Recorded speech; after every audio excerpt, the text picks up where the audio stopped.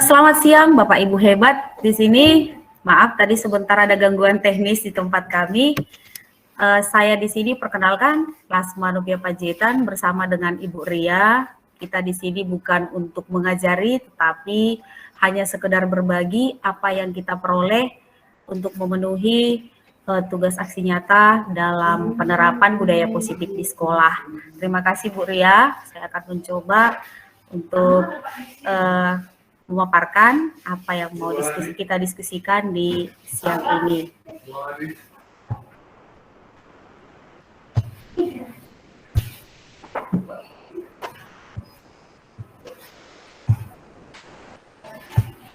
Sudah nampak Bapak Ibu? Tampilannya apakah nampak jelas Pak? Nampak jelas Ibu. Oh, berarti di sini berarti yang ada kendalanya ya Bapak Ibu. Nah, jadi sebagai pertanyaan pemantiknya di sini itu ada hukuman apakah boleh mendisiplinkan anak, kemudian memberikan hukuman kepada anak apakah boleh meningkatkan keterampilan disiplin budaya positif anak. Nah, ini nanti akan boleh kita diskusikan berbagi bersama dengan Bapak Ibu. Tapi untuk berikutnya kita akan lihat penjelasan tentang elaborasi pada pemahaman ini. Bapak Ibu di sini yang mau kita diskusikan ada di situ pernyataan 3 pernyataan. Yang pertama, hukuman dapat mendisiplinkan anak. Yang kedua, pemberian hukuman dengan hal positif seperti membaca atau membersihkan halaman sekolah dapat meningkatkan disiplin anak. Kemudian yang ketiga, memberi penghargaan dapat meningkatkan motivasi belajar anak. Next, Bu ya. Nah, jadi topik-topik dalam eksplorasi konsep saat ini kita bagi menjadi 6 poin. Itu yang pertama disiplin positif dan nilai-nilai kebajikan universal. Kemudian teori motivasi, hukuman dan penghargaan, serta restitusi. Kemudian keyakinan kelas. Kemudian kebutuhan dasar manusia dan dunia berkualitas. Yang kelima restitusi, yakni 5 posisi kontrol. Nanti mungkin akan disampaikan oleh pemateri kedua oleh Ibu Ria, ada di penjelasan berikutnya, serta restitusi tentang segitiga restitusi. Kita masuk untuk yang pertama, itu disiplin positif dan nilai-nilai kebajikan universal. Lanjut Bu. Nah, dalam hal ini yang pertama kita misalkan ada A dan B antara kita sendiri dengan teman kita. Ya. Jadi sebelah tangan ini ya kita sobek kertas kecil, kemudian kita tuliskan benda atau sesuatu yang sangat berharga untuk kita sendiri. Kita letakkan di salah satu tangan kita dan kita genggam dengan segala daya, artinya dengan segala kekuatan kita untuk mengepal. Terus yang kedua ini dimisalkan sebagai teman kita yang akan mencoba dengan sekuat tenaga berbagai cara untuk meminta Anda memberikan benda tersebut. Baik itu dengan cara membujuk, mengancam, menghardik, merayu, menyuap, atau apa saja yang dapat mempengaruhi kita untuk boleh membuka kepalan tangan kita. Apa yang akan terjadi? Nah, dalam hal ini saya rasa Bapak Ibu, kalau kita misalkan, kita praktekkan hal ini ya, tentang kepalan tangan tadi, di yang kepalan kiri tadi sudah kita genggam apa yang berharga menurut kita, target kita, tujuan kita, ya. Jadi kalau yang kanan tadi itu adalah pengaruh dari teman kita. Nah, sikap apa yang harus kita ambil? Kalau kita memang sudah menganggap sesuatu yang tadi itu adalah berharga, ya, menjadi target kita, tentu pengaruh orang lain itu nanti tidak akan berpengaruh terhadap diri kita kalau kita memiliki komitmen yang kuat untuk target tadi. Nanti akan juga ada perbedaan-perbedaan dalam hal ini. Kita akan di pemaparan berikutnya. Next Bu Ria. Nah, perubahan paradigma teori kontrol atau ilusi kontrol. Jadi, dalam hal ini kita sering mengasumsikan bahwa guru itu dapat mengontrol murid. Kemudian adanya ilusi bahwa kritik dan membuat orang merasa bersalah dapat menguatkan karakter. Kemudian ilusi yang mengatakan bahwa semua penguatan positif itu efektif dan bermanfaat. Kemudian ilusi bahwa orang dewasa memiliki hak untuk memaksa. Next, Bu, ya. Nah, jadi di sini bisa kita lihat jelas ya Bapak Ibu, perbedaan stimulus respon dan teori kontrol. Nah, siapa sesungguhnya yang memiliki kontrol? Kalau di stimulus respon kita lihat, kita mencoba mengubah orang lain agar berpandangan sama dengan kita. Itu termasuk kepada stimulus respon. Tapi kalau menurut teori kontrol, kita berusaha memahami bahwa pandangan orang lain, harus memahami pandangan orang lain tentang dunia. Nggak bisa kita samakan pandangan kita dengan orang lain. Setiap orang punya pandangan tersendiri tentang dunia. Nah, kemudian yang kedua, menurut stimulus respon, perilaku buruk dilihat sebagai suatu kesalahan. Jadi dalam hal ini sering kita katakan kalau sudah yang buruk itu pasti salah. Tapi menurut teori kontrol, semua perilaku yang terjadi itu pasti memiliki tujuan. Kemudian yang ketiga, dalam stimulus respon, orang lain bisa mengontrol saya. Menurut teori kontrol, itu hanya Anda, atau artinya hanya diri kita yang bisa mengontrol diri kita sendiri. Kemudian di perbedaan yang keempat, saya bisa mengontrol orang lain. Tapi menurut teori kontrol, kita atau Anda tidak bisa mengontrol orang lain, tidak bisa kita kendalikan orang. Kemudian perbedaan berikutnya, stimulus respon berikutnya, itu adanya pemaksaan pada saat bujukan gagal. Jadi contohnya kalau anak-anak sudah kita bujuk untuk tidak mau belajar, saya rasa sering kita katakan nanti nilaimu merah ya, bisa jadi nanti kamu tinggal kelas, seperti itu kira-kira. Kemudian menurut teori kontrol itu kolaborasi dan menciptakan pilihan-pilihan baru. Kolaborasi dan konsensus menciptakan pilihan-pilihan baru. Kemudian perbedaan yang kelima, bahwa model berpikir menang kalah, itu dalam stimulus respon. Jadi antara menang dan kalah, itu yang mau dicapai. Tapi menurut teori kontrol, model berpikirnya sudah berbeda. Dia memiliki model berpikir menang-menang. Jadi artinya ada kebebasan. Nah, dalam disiplin positif, ya, ini menurut teori kontrol oleh Dr. William Glasser, dikatakan di sini makna disiplin itu belajar kontrol diri dengan menggali potensi kita agar mencapai tujuan yang mulia, yaitu seseorang menjadi yang kita inginkan berdasarkan nilai-nilai yang kita hargai. Itu sebenarnya makna disiplin. Nah, kemudian dalam hal ini makna disiplin berasal dari bahasa Latin, sebenarnya artinya disiplin itu belajar. Makna asal kata ini berkonotasi dengan disiplin diri dari murid-murid Sokrates dan Plato, para filosof yang terdahulu. Kemudian disiplin diri membuat orang menggali potensinya menuju sebuah tujuan apa yang dia hargai. Namun dalam budaya kita, makna kata disiplin telah berubah menjadi sesuatu yang dilakukan seseorang pada orang lain untuk mendapatkan kepatuhan. Kecenderungan umum inilah yang menghubungkan kata disiplin dengan ketidaknyamanan, bukan dengan apa yang kita hargai atau pencapaian suatu tujuan mulia. Nah, contohnya kalau misalnya penerapannya di sekolah, sering anak-anak itu karena budaya disiplin tadi, peraturan tadi membuat dia pertama sebenarnya ada rasa tidak aman. Kenapa ada rasa tidak nyaman? Karena kalau dilanggar tentu ada hukumannya. Nah, kemudian ada di sini nilai-nilai kebajikan universal. Kita lihat bahwa di sini mencakup ada banyak poin-poin ya, mandiri, bernalar kritis, berkebinekaan global, bergotong royong. Nah, ini merupakan nilai-nilai yang harus dipenuhi dalam profil pelajar Pancasila. Kemudian tentang teori motivasi, hukuman, penghargaan, dan restitusi.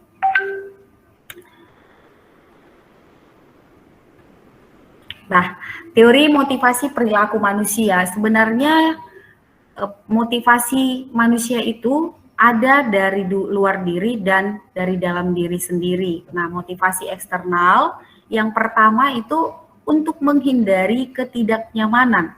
Artinya supaya menghindari hukuman, apa yang akan terjadi jika melakukannya. Itu termasuk sebenarnya motivasi eksternal. Seperti misalnya kalau misalnya kita menggunakan helm di jalan supaya tidak ditilang polisi. Nah, kalau seperti itu motivasi dari diri, berarti itu termasuk ke dalam motivasi eksternal.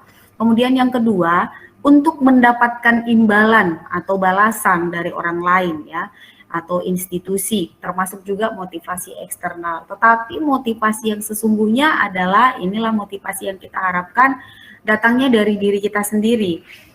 Untuk tujuan disiplin positif tadi, namanya motivasi internal, yaitu untuk menghargai diri sendiri. Jadi ini akan membuat kita menjadi orang yang lebih baik dengan kesadaran penuh melakukan budaya positif tadi tanpa faktor luar. Nah, ini sebenarnya Bapak pendidikan kita. Kalau Bapak Ibu guru hebat sudah pasti tahu siapa Ki Hajar Dewantara. Beliau katakan bahwa merdeka itu tidak hanya lepas dari perintah, akan tetapi juga cakap buat memerintah diri sendiri. Artinya merdeka dari diri sendiri, baru dia nanti akan melakukan praktek-praktek budaya positif dalam kehidupannya.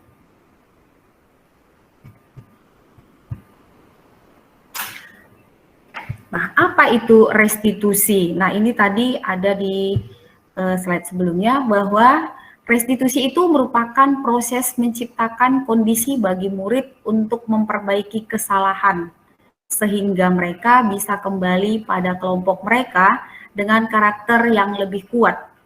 Restitusi juga merupakan proses kolaboratif yang mengajarkan murid mencari solusi untuk masalah mereka dan membantu murid berpikir tentang orang seperti apa yang mereka inginkan atau menjadi apa atau tujuannya dan bagaimana mereka harus memperlakukan orang lain. Jadi dalam hal ini kita kalau menemukan kesalahan siswa bukan langsung menjas, tetapi harus kita lakukan itu nanti ada tahapan-tahapannya seperti menstabilkan identitas, kemudian nanti ada untuk memvalidasi kesalahan yang dia lakukan, dan yang terakhir itu nanti menanyakan keyakinan. Jadi tidak langsung menjas siswa itu kenapa melakukan suatu pelanggaran atau kesalahan. Nanti di paparan berikutnya akan disampaikan Ibu Ria. Nah, ciri-ciri dari restitusi itu ada beberapa ya Bapak Ibu. Yang pertama, bukan untuk menebus kesalahan, tetapi belajar dari kesalahan. Kemudian memperbaiki hubungan. Yang ketiga, tawaran bukanlah paksaan. Kemudian restitusi itu menuntun melihat ke dalam diri. Yang kelima, mencari kebutuhan dasar yang mendasari tindakan.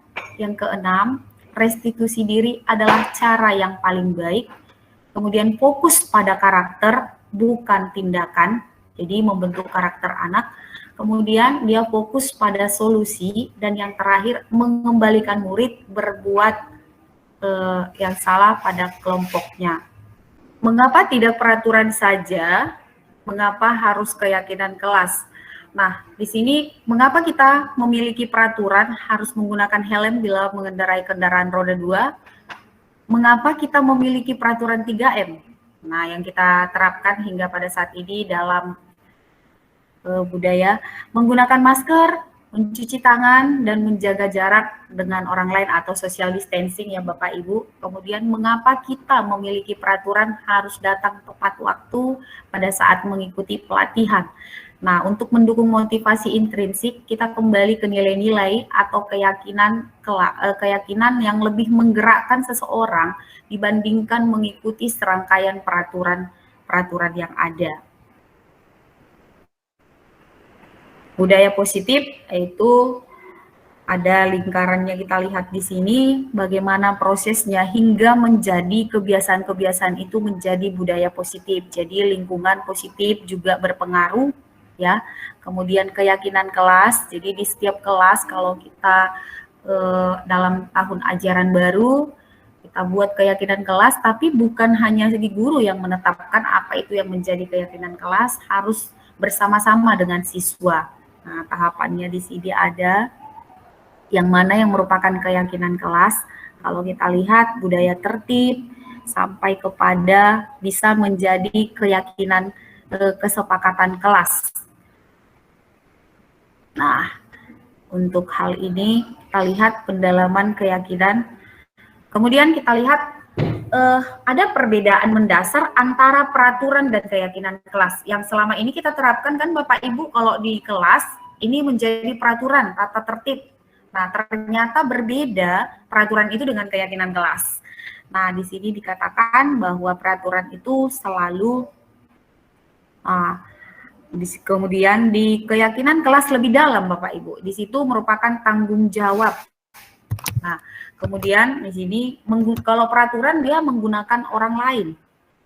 Nah, kemudian di sini menghargai keyakinan kelas menghormati orang lain. Nah, dalam peraturan sering hadir di sekolah 15 menit sebelum pembelajaran dimulai untuk anak-anak ya. Tetapi di keyakinan kelas jadi jelas ada perbedaan-perbedaan yang bisa kita lihat di sini antara peraturan dan keyakinan kelas.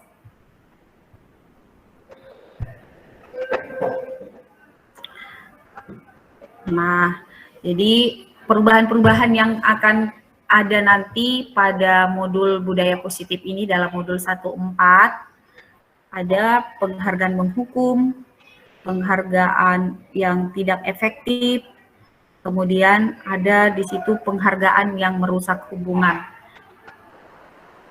Nah, dihukum oleh penghargaan menurunkan kualitas, penghargaan mematikan kreativitas, penghargaan mengurangi motivasi intrinsik. Nah, mungkin Bapak Ibu boleh memberikan tanggapan tentang slide sebelumnya Bu Ria yang penghargaan tadi.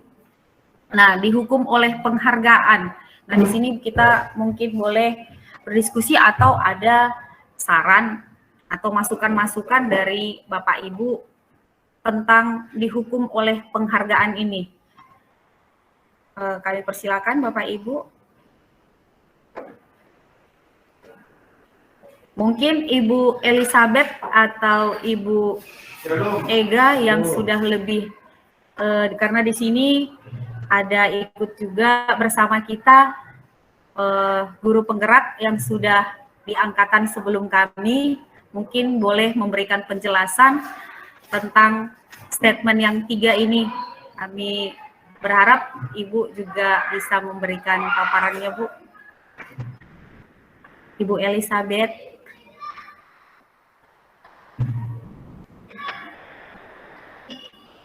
Atau Ibu Ega Sylvia.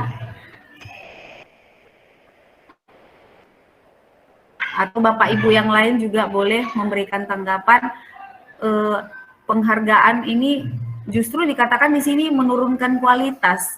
Padahal selama ini asumsi kita, ilusi kita mengatakan kan penghargaan itu memotivasi orang untuk memperolehnya.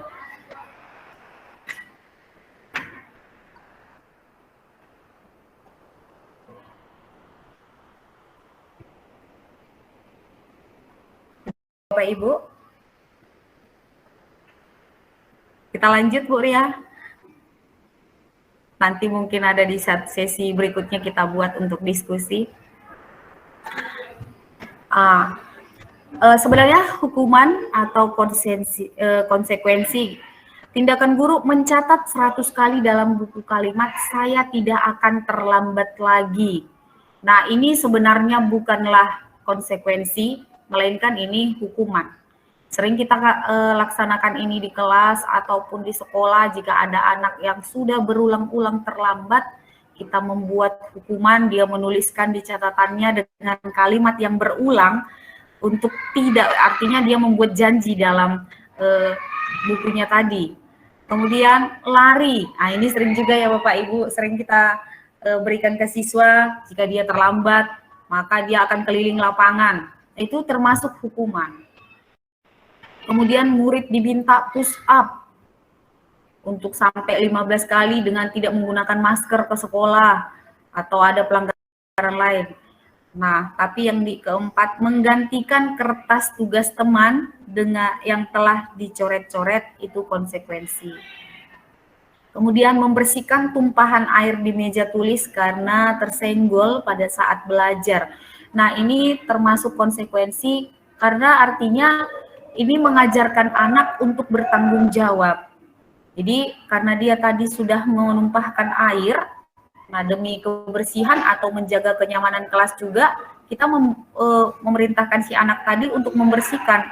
Itu bukanlah hukuman, merupakan tapi konsekuensi.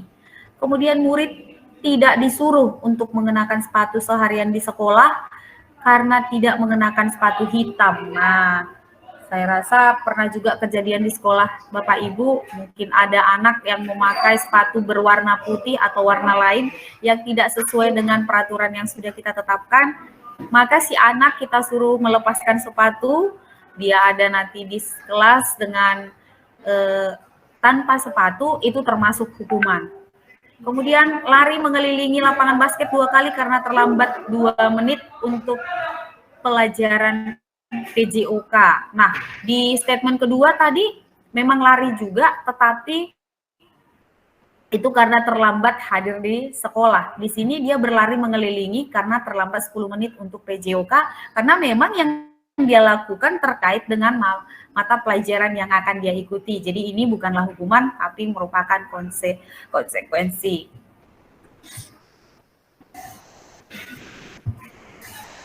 Lanjut, Bu Ri. Jadi jelas ya perbedaan antara hukuman dan konsekuensi itu ada paparannya di sana, ada beberapa poin ya. Jadi hukuman itu menyakitkan, ya. Konsekuensi dia belajar mengajarkan atau mendidik si anak untuk menghargai, lebih dalam sebenarnya makna dari konsekuensi itu. Jadi jelas di sana ada semua paparannya tentang hukuman dan konsekuensi.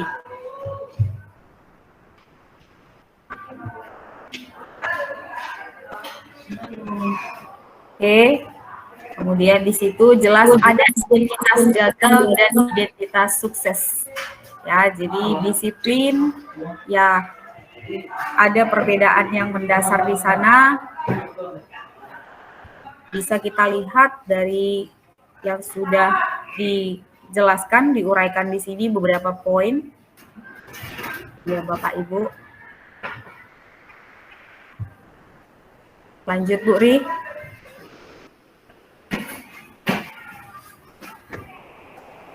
Saya serahkan kepada Bu Ria untuk eksplorasi konsep yang keempat. Oke, Bapak Ibu. Siang hari ini saya akan melanjutkan materi saya. Selanjutnya adalah tentang teori kebutuhan dasar manusia. Nah, ini kita bisa melihat ya Bapak Ibu, ada 5 kebutuhan dasar manusia. Nanti kita bisa juga dengarkan melalui video yang akan ditayangkan. Nah, jadi yang menjadi 5 dasar kebutuhan manusia, yang pertama adalah kasih sayang dan rasa diterima. Nah, ini kebutuhan yang paling mendasar. Terkadang kita bisa mendapati anak-anak di kelas itu terkadang membuat masalah di ruangan kelas. Nah, tapi kadang tujuannya itu untuk cari-cari perhatian. Nah, karena terkadang mereka ingin merasa diterima, kemudian diperhatikan gitu. Jadi membutuhkan perhatian khusus dari kita. Karena itu alamiah ya, itu adalah sifat kebutuhan dasar manusia yang pertama. Nah, kemudian kebutuhan dasarnya yang kedua itu adalah penguasaan. Nah, jadi terkadang ada juga anak yang ingin ada keinginannya itu supaya diketahui kemampuannya gitu. Jadi dia punya kemampuan di bidang matematika. Nah, dia ingin diakui di bidang itu gitu. Nah, jadi dia akan tunjukkan. Nah, kemudian ada kebutuhan kesenangan. Jadi manusia itu eh, membutuhkan rasa untuk bahagia, gitu ya, kebebasan dan juga kebutuhan untuk bertahan hidup. Nah, jadi ini adalah 5 kebutuhan dasar manusia. Nah, selanjutnya kita akan bahas tentang 5 posisi kontrol. Nah, sembari dijelaskan kita sambil juga mengingat-ingat kembali kira-kira kita ketika di lingkungan sekolah itu sudah di posisi yang mana gitu ya. Bisa dilanjut, Bolas? Nah, jadi ada lima posisi kontrol di dalam budaya positif. Nah, yang pertama itu posisi sebagai penghukum. Kedua itu posisi sebagai pembuat orang merasa bersalah. Nah, posisi yang ketiga itu sebagai teman, kemudian sebagai pemantau yang keempat, yang kelima itu sebagai manajer. Nah, jadi yang lima-lima ini adalah posisi kontrol. Nah, jadi kita bisa melihat nanti selama ini kita sudah di posisi yang mana, ya. Nah, kalau dia sebagai penghukum, biasa yang dilakukan guru itu menghardik, menunjuk-nunjuk, menyakiti, menyindir. Nah, jika kita pernah lakukan misalnya di kelas menunjuk siswa atau menyindir, nah di situ posisi kita rupanya sebagai penghukum, gitu ya. Kemudian kalau dari kata-kata eh, posisi penghukum itu biasanya mengeluarkan kata-kata kalau kamu tidak melakukannya, awas ya, rasakan. Nah, jadi ketika seperti ada pengancaman, nah itu dari kata-kata ternyata kita sudah bisa juga, oh ternyata ini posisinya penghukum gitu. Nah, jadi hasilnya itu apa? Membentak, menyalahkan orang lain, terus berbohong. Nah, kemudian untuk kaitannya dengan dunia berkualitas, murid meletakkan guru di luar dunia berkualitas. Kemudian murid akan berkata, ah biarkan saja, nanti juga marah-marah lagi. Nah, dampaknya apa yang akan terjadi? Nah, jadi murid bukannya akhirnya sadar, tapi malah mengulangi kesalahan yang sama. Nah, itu kalau kita memposisikan diri kita sebagai penghukum. Nah, yang kedua, membuat orang merasa bersalah. Nah, ini cirinya seperti apa sih? Kita mau lihat dulu. Ketika guru berbuat berceramah, kemudian mengatakan seharusnya kamu seperti ini, ibu kecewa sama kamu. Nah, ternyata itu cara berbuat kita yang membuat siswa itu jadi merasa bersalah gitu.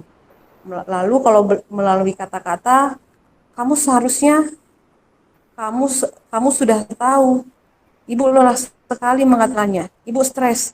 Nah, ketika kata-kata itu sudah keluar dari mulut kita, nah disitulah eh, posisi kita itu sebagai pembuat orang yang merasa bersalah. Nah, hasilnya apa? Akhirnya mereka membunyikan, menyangkal, dan juga berbohong. Nah, kalau kaitannya dengan dunia berkualitas, murid meletakkan guru di dalam dunia berkualitas. Nah, akhirnya murid akan berkata, maafkan saya. Kemudian dia juga akan merasa rendah diri. Nah, ini kalau kita posisinya sebagai pembuat orang merasa bersalah. Yang ketiga, jika kita memposisikan diri kita itu sebagai teman, maka yang kita buat itu biasanya membuatkan alasan-alasan untuk murid. Misalnya kalau terlambat kita tanya, kenapa terlambat gitu. Nah, kemudian kalau dari kata-kata, ayolah lakukan demi ibu. Masa kamu tidak mau ingat, tidak ibu pernah bantu. Nah, jadi ini misalkan kalau sebagai teman kita misalnya di lokasi piket ya, lalu anak-anak eh, tidak misalnya berada di lokasi kita lagi piket, lalu anak-anak misalnya di jam istirahat mau masuk ke kelas. Nah, Jadi kita kadang kalau sebagai teman kita bilang, ayolah turunlah ke bawah, jangan lagi masuk ke kelas ya, demi ibu. Nah, kalau kita mengatakan kata-kata seperti itu, ternyata kita memposisikan diri sebagai teman, ya. Masa kemudian berkata, saya pikir bapak, ibu teman saya, ternyata begitu. Nah, dampaknya lemah, tidak mandiri, dan tergantung. Ini kalau kita memposisikan diri kita sebagai teman untuk murid. Nah, yang ketiga sebagai pemantau. Nah, ini yang dilakukan guru adalah menghitung dan mengukur. Kemudian kalau ada kata-katanya apa peraturannya. Nah, jadi kalau misalkan kita anak-anak melakukan kesalahan, lalu kita bilang, oh, ingat ya peraturannya, kita nggak boleh seperti ini. Nah, itu ternyata kita sudah memposisikan diri sebagai pemantau. Dan yang terakhir adalah manajer. Nah, kalau kita memposisikan diri sebagai manajer, maka kita akan mengajukan pertanyaan-pertanyaan. Apa yang kita yakini, apa yang bisa kamu kerjakan untuk memperbaiki masalah ini. Nah, dan ini baik sekali untuk menguatkan pribadi. Nah, jadi 5 posisi kontrol ini direkomendasikan itu bagi kita sebagai manajer. Nah, jadi kembali kita ingat apa yang sudah kita lakukan. Nah, kira-kira kita selama ini sudah di posisi yang mana, gitu ya? Penghukumkah, pembuat orang merasa bersalah, teman, pemantau, atau manajer? Oke, dilanjut Bu.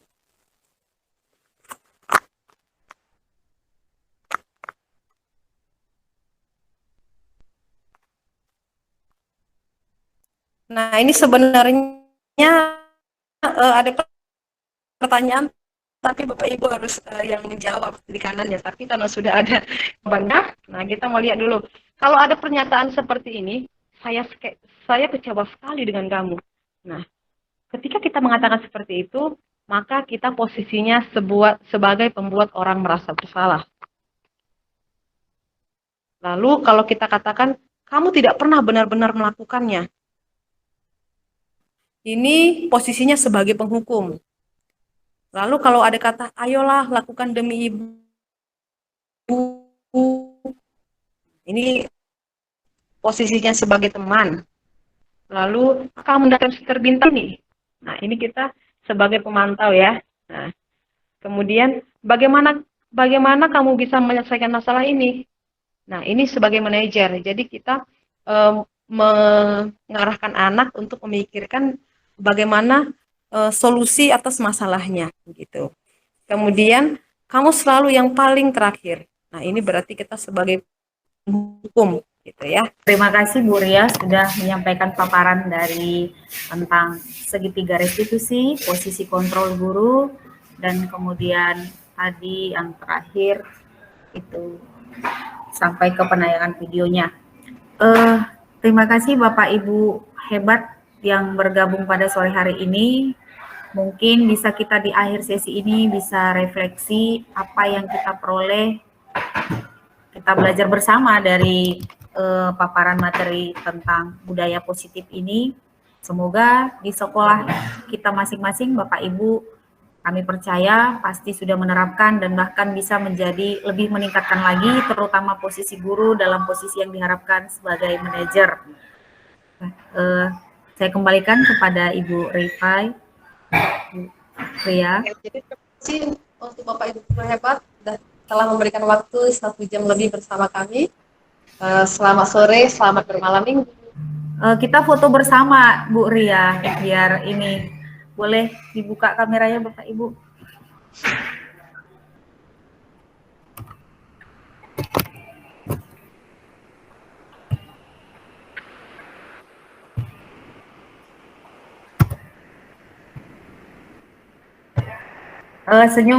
Senyum termanis Bapak Ibu.